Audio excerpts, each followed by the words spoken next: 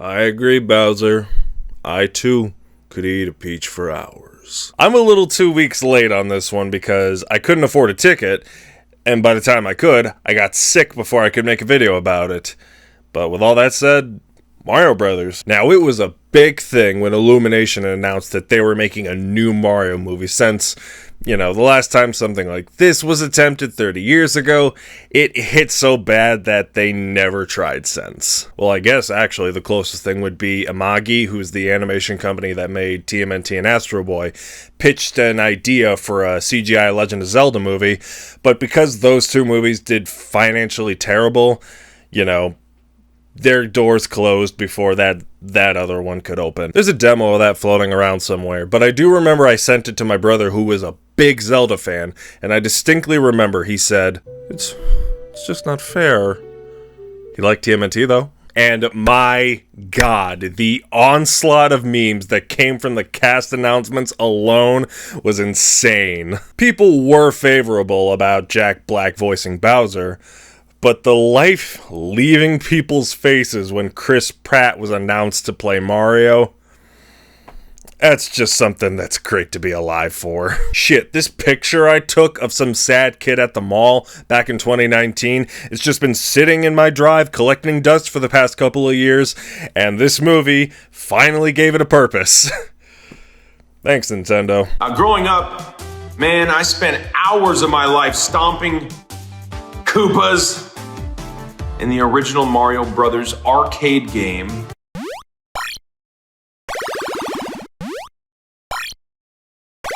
I could go on about the insane build-up for the release of this one, but I'll just cut to the chase and say it was average. Just really, really average. I mean, it's lovely to look at, like, most Illumination, and there's a handful of references sprinkled all throughout the picture, but the characters and story really aren't anything new. Like, Mario and Luigi are told that they're not special in their home life, and then they go to a magical place, and suddenly they find out that they are special. That Percy Jackson Potter shit, this. I mean, there are some references that I really did enjoy, like Wrecking Crew, Jumpman, even to the original Mario Brothers Super Show.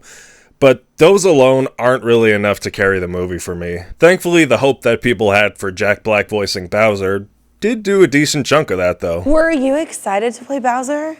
Yeah, I was totes excited. While not outstanding, you can tell that he's having a lot of fun and giving a lot of energy to this role that pretty much outmatches everyone else's performance in this movie. Practically all of the actors here I know can do good things, but based on how they're playing these characters in this movie, these characters could be played by literally anybody else and it wouldn't have made much of a difference. Honestly, I'd be more okay with the Donkey Kong from the Fox Kids cartoon singing like Wayne Brady as opposed to this one sounding Still pretty cool that they had the DK rap in this, though.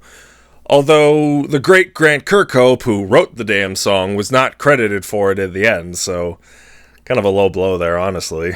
And after all the hate that all these other roles are probably given in this movie, I personally cannot stand Fred Armisen as Cranky Kong doing this old Jewish guy whiny voice. I know Portlandia is probably really good, but I've seen him on SNL, and he can be more irritating than funny half the time. A lot of these points I'm making might not seem like a big deal, but I'm only really saying it because the internet these past couple of weeks have been pretty much fermented and picking a side in the black or white of, this movie's judgment. There's been no gray areas. Asking questions like, are the critics wrong? Are people being too harsh about it? And honestly, the Rotten Tomatoes score everyone's bitching about, it's probably more favorable than I'm giving it credit for. And there's been a lot of people saying that this movie is the one that's breaking the video game curse. And I'm just like, really?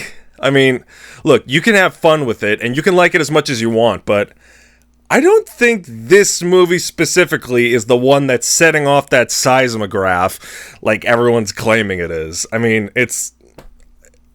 Really? Do I think it's a bad movie? Well, not bad, but I don't really think it's that good either. Let me give it this. Mario games aren't really liked for the characters of the story, and they aren't played for those reasons, and, I guess for all intents and purposes, it's giving the fans what they want, But in that regard, I don't think that's really enough to carry a whole 3-act structured film. In fact, I think this movie sums up even more of what Shigeru Miyamoto said about the 93 Mario movie. The movie may have tried to get a little too close to what the Mario Brothers video games were, and in that sense, it became a movie that was about a video game. I mean, truth be told, unlike that movie, this movie doesn't have any uncomfortable 9/11 foreshadowing. Yeah. Look! It's Koopa's Tower! Those guys will do anything for publicity. I know kids who like Mario will probably really like this one. Shit, if it came out when I was the demographic, I'd probably really like it too. I'd eventually grow out of that. But as it stands right now, I'd say it's very, very average, but watchable. I don't think I'd have a reason to watch it again besides to just pause and then glare at all the little references in the background, but to each their own. If that's your thing, go ahead. And you know, this little coin box that Google put over the show times to the movie is really cute. But, you know, with all that said and done, I'm walking out of this one with a 4 out of 10, so check it out, see it for yourself. Dig it, dig it, dig it.